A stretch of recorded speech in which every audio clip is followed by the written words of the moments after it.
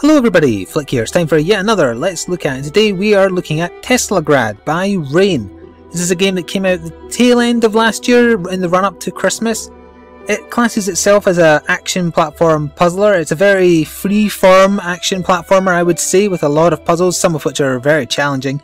I've played it for about an hour so far, but I'm going to jump into a new game because I don't really want to spoil anything, other than the opening obviously. But we'll jump into new game here then, and I should have, yeah, there's plenty of spaces. So I can go into a little bit about what the game's about, but the game does a good job of setting itself up despite the fact there's no spoken dialogue or even anything to read. You get little animations like what you see going on here. We are actually that little baby that just got dropped off by the gent there. But there's no on-screen text to read or anything like that. It's all visually done. You can find puppet shows that kind of give you backstory. I have a bit of an inkling about the general theme of what's going on and what I'm supposed to do, as it were, but I don't want to give it away.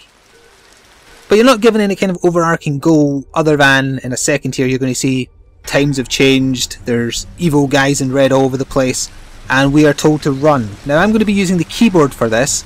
It makes some of the intricate jumps a little annoying, but I believe there's controller support to avoid that. See, there's our mother up there telling us to run, so I can run and I can jump. And this is the only things we can do at present because we're powerless basically to start with. This art style I like a lot. It's a very Disney-esque kind of style, I would say. It's just got very fluid animations, but at the same time looks very, very cartoony. Also, I didn't realise I could actually look up already.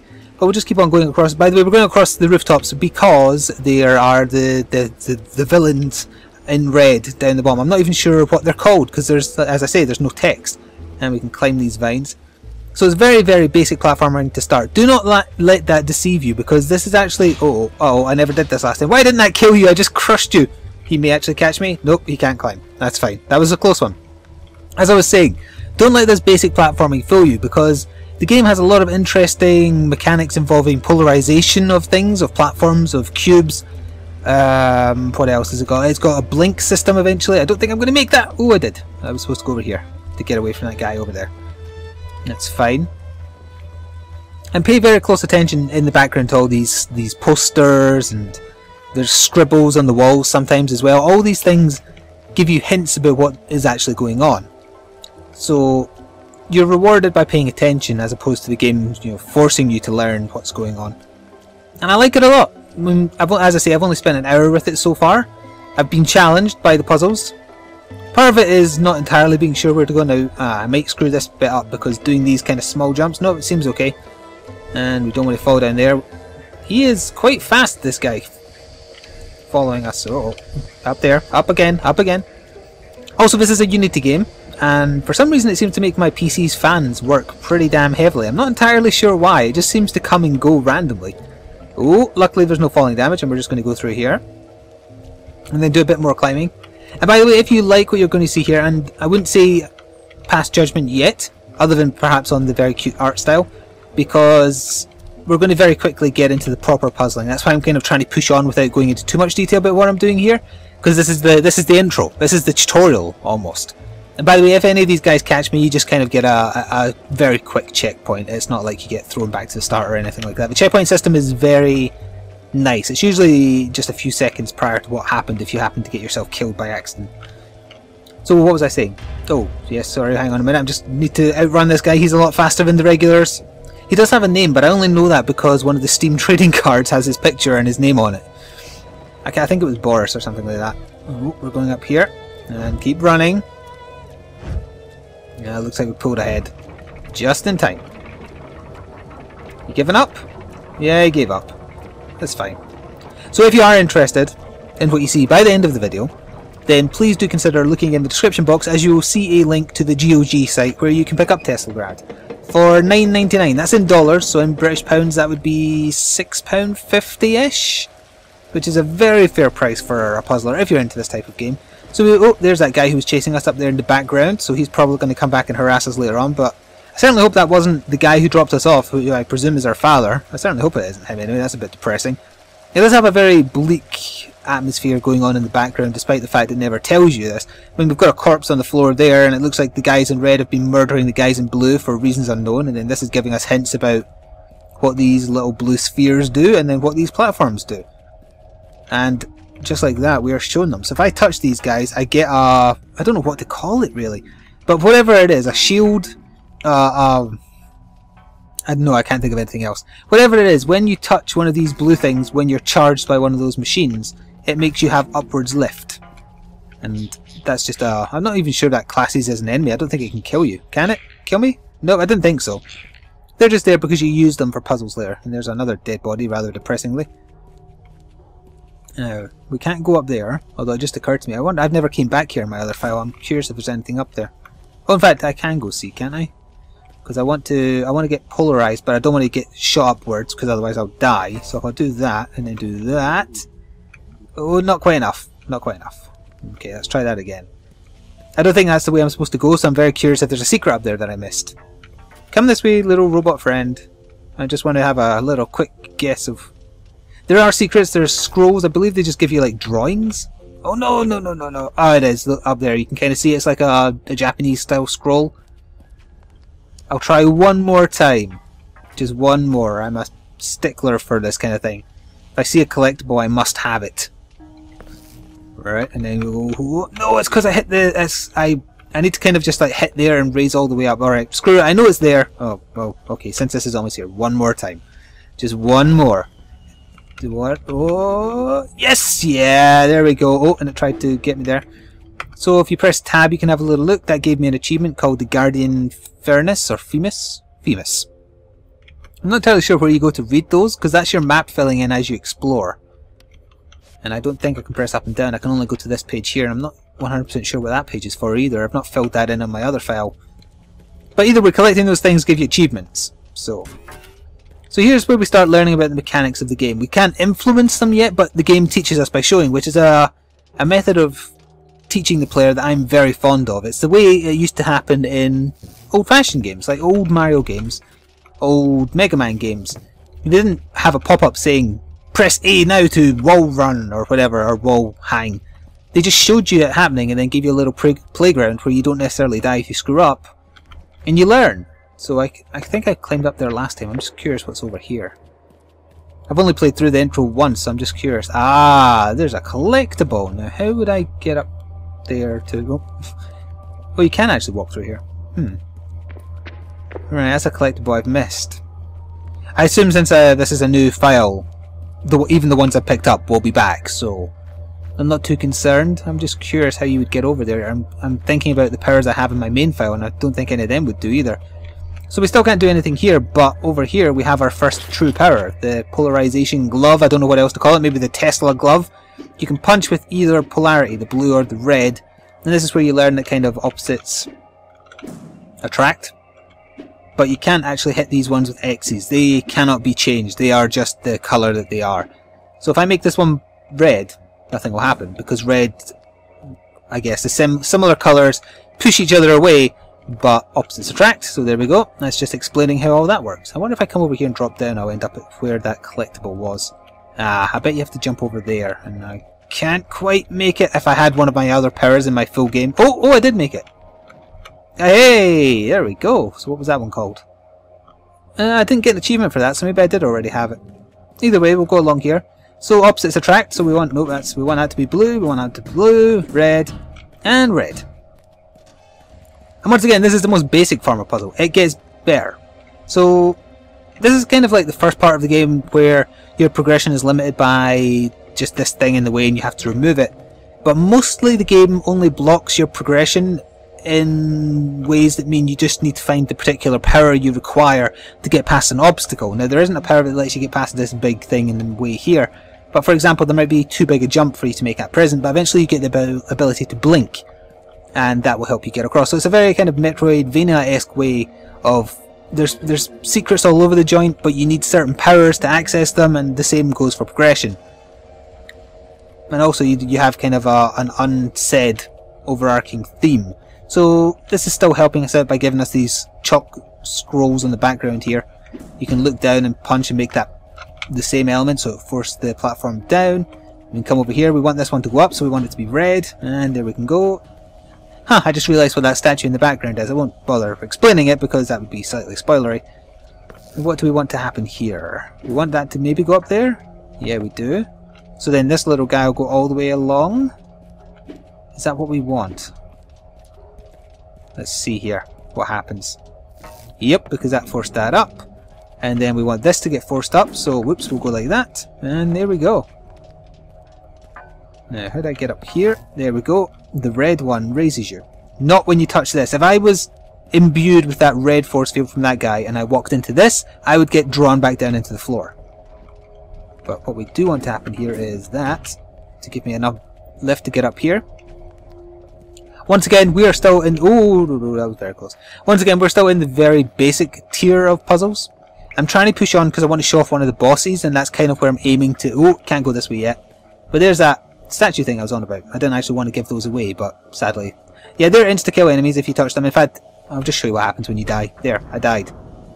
You just get an instant load back into the area from the safest point. So it's not harsh on you for trial and error, which is good, because a lot of puzzles, especially when they're physics-based puzzles where you're just trying to build up certain amounts of momentum, it helps that you are able to retry them really, really quick. So yeah, we can't go this way yet because we need the ability to blink through these electrical force fields and also to avoid these limbo-esque monsters here. Again, if they have a name, I don't know what they are because the game has no text. And I'm not saying that as a disparaging thing, by the way. I'm very much a fan of the show and tell style rather than the, you know, read this book about the history of the Teslagrad world. Oh, why would I do that? Yeah, you have to avoid getting the polarizing shield here because otherwise you'll die. So we'll just let this little guy move on by himself, and then we'll come down here. And we'll let him walk away, and there we go. And we're good because we're not affected by it unless we get one of their force fields. And we'll go this way. No, we won't go that way. Ignore that. And we'll go down here. And over here. Right, what do we have here? It's still telling me that I can do stuff, so what I want to do is that. Because he'll draw down that, and that'll let me go. Now, what do I want to do here? It's the same thing here again. I want to polarize this guy. But I believe it's with red, because otherwise he would stick to that red square if he was blue. Yeah, because then I want opposites to attract, so I just do that. There we go. Ah, now this is a fun one. Watch this for momentum. Whoop. Whoop. Now that took me a few attempts the first time I did it, because it's something you need to get used to. So keep in mind, I've obviously done it before, so I knew what I was doing. But that kind of puzzle I like a lot. It's a lot of fun. Let's, oops, that one, and then that's going to go along here. Going to force that up, and it lets me go down here. And this is another new mechanic. Because attraction works like this, I can hang up here. And now I don't want to get a force field, because otherwise I'll die. There we go. I think I am actually approaching the first boss, from memory. What am I wanting to do here? Oh yeah, I need a shield again. And do that. There we go. Easy peasy. This is another fun bit, I think. Ooh. Hey, there we go. There's obviously more you can do in these areas. I totally forgot. If you look at the map, you can see when there are alternative exits to different rooms. It usually implies that there's an alternative route to take that way. There might be secrets, there might be those scroll things, or maybe it's the way you go to progress once you have a new power. Because as I was saying, that huge column in the top left of the map-ish, that's blocked off until the first boss dies, I believe. And we'll keep on going. Yeah, I think we are actually about to fight the first boss. I'm not 100% sure I beat this guy legit. I couldn't work out how to avoid a certain attack he does, and then I kind of just stood in a place and it seemed not to hit me even though it did. So I'm not sure whether or not I'm going to be able to do this on camera. I mean, let's try and work it out, and we'll see the wonderful art of the boss, if nothing else. Because we're about to meet him here. And also, if you do want to stop watching at this point because you don't want the first boss spoiled and you plan to buy the game, I'm totally fine with that. But here we go. Consider yourself warned. First boss fight, go. Isn't he adorable? It's a big, horrible, robotic Tyrannosaurus garbage eater. So I think, well, he does a blue suction thingy, so I think he takes damage by doing this. That seems, I'm not 100% sure how I beat this, but we'll see. Every 3 he absorbs, he does, he acts like he's taking damage, and it's rule of 3. You have to do it 3 times in total. Okay, so he's doing that. Oh no! Oh no no no no! See, look, if I stand here, I swear that flame touched me, and yet it didn't. And that seems to be the only safe place. Oh yes, and after he's done this, he goes on a bit of a rampage where he makes the conveyor belt go super fast. We'll do this. We'll do this. Now I have to be very careful not to accidentally use the red polarization, because otherwise they'll stick together and not go in his mouth. Well, actually, if they're two small ones, they might still go in his mouth. I'm not sure.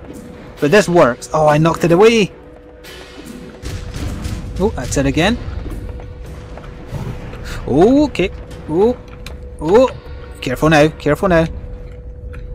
Doing those precise jumps with a keyboard is not ideal.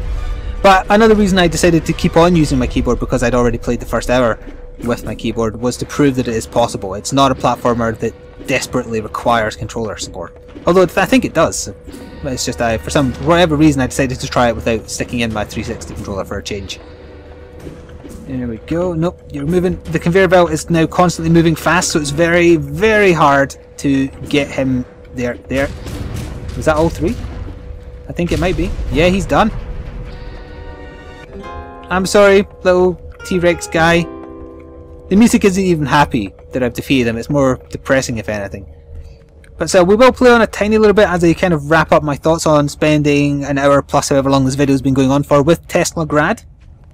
I think if you're into your puzzlers and find this art style as appealing as I do, that's implying I can't go that way without whatever's on this, then I think you will find a lot of value here. And as I said, if you go to the GOG, by the way, I've started calling it GOG because I don't want to accidentally keep on saying cock instead of GOG.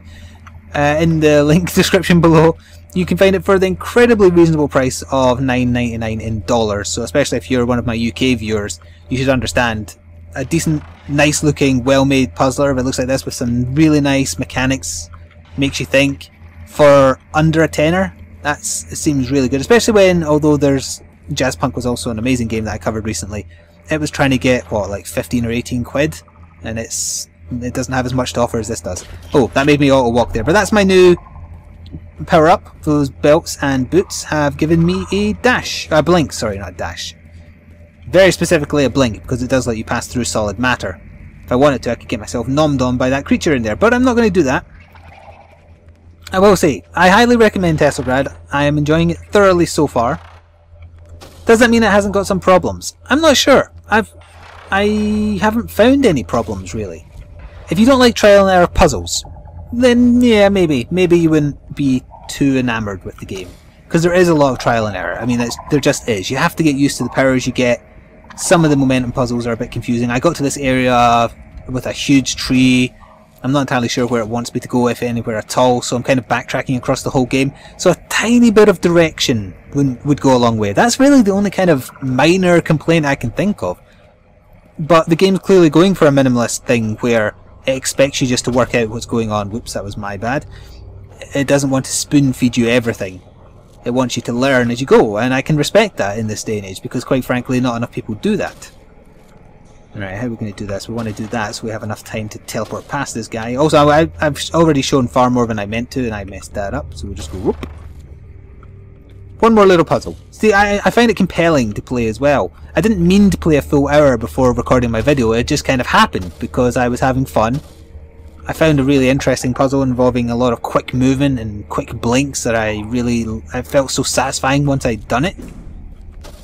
But yeah, this is going to be the last room I do, I think. I don't want to... This is a puzzle game. The two things I don't like doing when I cover puzzle games in this series are A, making it look too easy by doing puzzles I've already done, so apologies for that. And B, spoiling too many solutions. Because, you know, the idea of a puzzle game is satisfying yourself, as it were, by solving the puzzles without any outside influence. Oops, don't want to fall down there because that would be insta-death.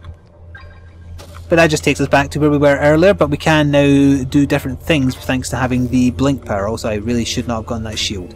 So, I will say that this was a Let's Look At of Teslagrad by Rain. If you are interested in buying it, there is a GOG link in the description box below to pick it up for an incredibly reasonable price. I believe it is also on... Well, hang on, why am I saying I believe it is all... Of course it's also on Steam, because I'm playing it on Steam. So, I'm not sure who has the better price. You're going to have to look into that yourself if you want. You know, but shop around. It's up to you. And if you enjoyed this video, consider commenting or giving it a thumbs up just to help the developer, or passing it along to anybody you know who is more interested in this kind of genre than perhaps you are. My name has been Flik. Thank you for watching, and now watch me be devoured. Nom nom nom. Ta-ta for now, everybody. Thanks for watching.